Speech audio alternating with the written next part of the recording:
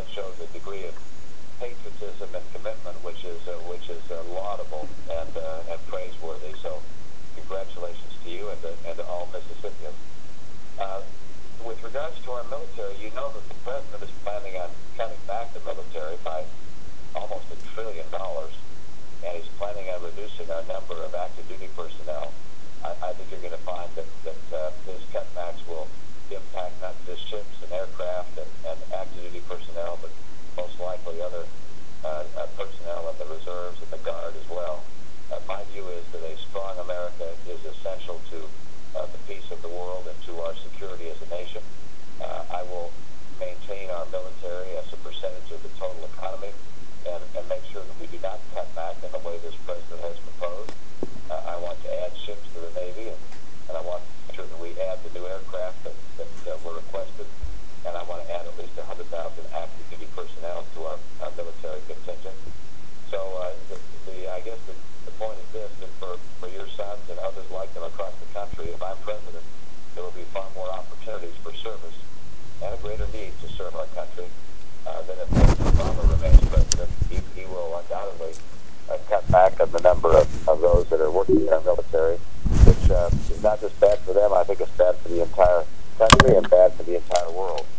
A strong American military is essential for the stability of the world. Thank you for that question. I appreciate it, and I appreciate again the service of your family. Before we get to our next question, I do want to remind everybody that the primary is on Tuesday. We really encourage you to get out there and vote. We've seen all the other states go, and now it is Mississippi's turn. And so please press 1 on your phone if Governor Romney can count on your support. Again, you can press 1 on your phone if Governor Romney can count on your support and your vote. Governor, our next question is going to go to Hattiesburg, and it's Christy. Christy, you are now connected with Governor Romney. Hey Christy, hi Christy, Mitt Romney, how are you? I'm fine. I'm in Hattiesburg and it's raining. I missed you. Yesterday we were in Jackson at the Capitol with the realtors. I'm a realtor. I've been a realtor for 22 years almost now, and we need your help. And we need the other guy out of there. He's trying to kill us. I believe he's trying to throw our country away and take command, and I really believe that. And if not him personally, his brotherhood. And I think we need him out of there. I look forward to your making it, getting in there and helping us. My husband served in the military for 30 years on the B-52s, and he's very much and wants help for the support of our troops today. We have 4 children, and 5 children, and 5 grandchildren.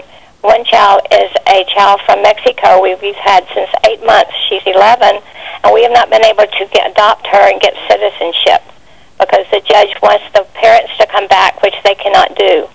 So we need help there. We need lots of help in our U.S. now because so much of our rights have been given away. What are you going to do to help us? Well, thank you. I first want to thank you for your service, for your husband's service in our military, and for your family. I'm glad to hear you got a good family. I couldn't tell whether that was 4 or 5 children, but 5 grandchildren as well, and I hope they understand that one of the reasons I'm running for office is to make sure that they have a bright and prosperous future, and that the future is better than the past.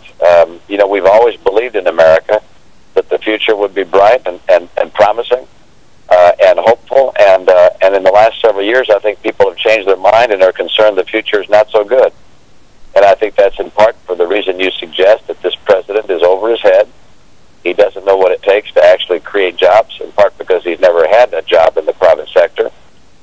He doesn't know what it takes to get gasoline prices moderated because he has been cutting off our ability to get our oil and our gas and our coal and put them into our energy stream. And with regards to the issue that you raised on immigration and bringing in an adopted child through the immigration system, I can tell you that what I've learned about the immigration system is that it's a mess. That there are so many pathways. It's like a massive maze of government bureaucrats, and people don't know where they stand. They don't know what they have to do to be able to follow the system legally. And my own view is we've got to stop illegal immigration, but we have to make legal immigration immigration, more transparent, so people understand the process to get in line and how long it's going to take them to wait to get to the front of the line. So I'm going to work very hard to reform our immigration system, to make sure that we secure our borders and we keep illegal immigration from flooding us.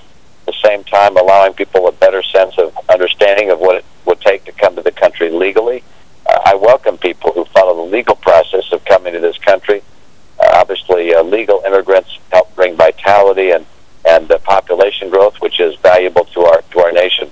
I hope I've answered your questions that you asked, and hopefully I'll be able to get your vote on Tuesday. Don't forget to get out there and vote on Tuesday. I'd appreciate it very, very much. Thank you. All right, Governor, I know you have a busy schedule, and I know you're still en route there, but we probably have time for about one more question. Before we do that, I want to remind anybody or let anybody know that they can press 1 on their phone if they do support you on the next race, or on the race on Tuesday. But I also want to let people know that if you did not get your question asked, don't worry. All you have to do is wait on the line, and you'll be directed to a voicemail system at the end of the call. Again, you'll be directed to a voicemail system, so even though we didn't get to your question, if you want to know how to volunteer, if you have a policy question, if you want to know stuff about when you can vote and where you vote, please just wait on the line and leave a voicemail for us, and somebody from our team will get in touch with you personally, within the next day or so. Governor, our last question is going to come from Virginia Magnolia, and then after that we'll let you say a few words goodbye, and then we'll go from there. So, Virginia, you're now connected with Governor Romney. Hello, Virginia. What a beautiful name. Virginia, you still there? Sure. Hi, Virginia. Can you hear me? I sure can, Virginia. All right. What I'm going to ask, I know, is putting you on the spot, but I'm going to do it anyway. How can the people in Washington expect to run the country when they don't have to abide by the same rules and laws that the rest of us do? They have unrealistic salaries for the rest of their days after they retire. They have health care that is paid for the rest of their life. You know, even their families don't even have to pay for student loans. In my opinion, the cuts need to begin in Washington, in the White House. You know, Michelle Obama has, I don't know how many servants that wait on her. The rest of us don't have that. You know, there's just so much unrealistic spending that it's ridiculous. But yet the people in Washington want the poor people to make sacrifices and cuts when they're not willing to do it at the top. Well, you make some good points there, Virginia, and I agree with you. I think Congress ought to live by the same laws that they impose on everybody else. I heard one that was just amazing to me, which is that they could trade stocks based on the inside information they have in Washington. They might know, for instance, that they're going to clamp down on a particular business or industry in some way. They could go out there and take advantage of that knowledge to make money for themselves. It's just unthinkable. If that happened in the private sector, why the person would go to jail. And yet the people in government, in this case in Congress, they exclude themselves from the laws that they've passed that govern other people. I do agree with you that Washington is a place for folks to live by the laws so they can see what kind of impact they have. I remember when George McGovern, I remember that name, he ran long ago for president. He was a real liberal. He went out and started a small business, and I guess after a few years he commented that he wished he'd have run a business before he went to Washington so he could see how much more difficult it was running a business given all the regulations and taxes that were passed in Washington. Well, I agree. It'd be awfully nice if we had more people who actually lived in the real world before they go off to Washington, and then when they're finished, they go back to the real world. We've got too many career, lifetime politicians who stay in Washington all their life. And I don't want to be too critical of the people I'm running against, but both Rick Santorum and Newt Gingrich have spent their life in Washington. They spent their life first as elected officials, and then they stay to connect people with government and to ease the process of introductions and influence in Washington. I just think I'd rather have somebody go home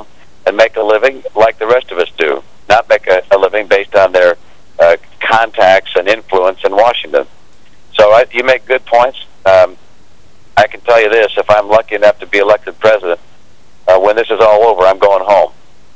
And I'll be with my family. I have 5 sons and 16 grandchildren. They're one of the reasons I'm running for office. I'm not looking to do better for myself. I'm looking to do better for them in terms of a bright future and a safe and secure America. Thanks to all of you who are on this call. You're very kind to listen in. We got a critical election coming up on Tuesday. We've got to decide who can best defeat Barack Obama.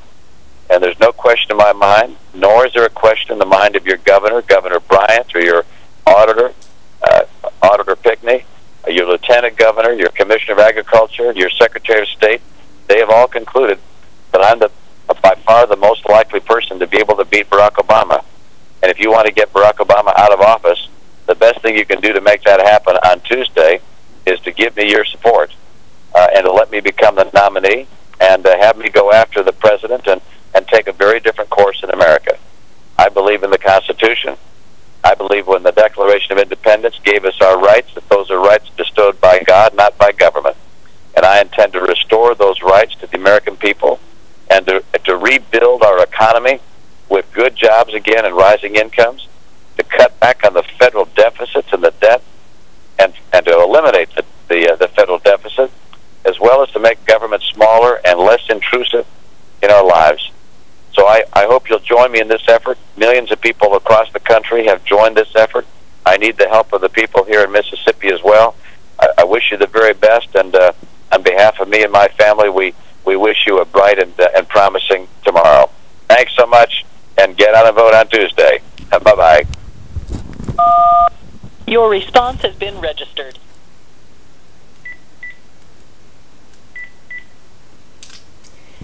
Well, you can imagine who this is and where this will be going. Very interesting day. Thank you.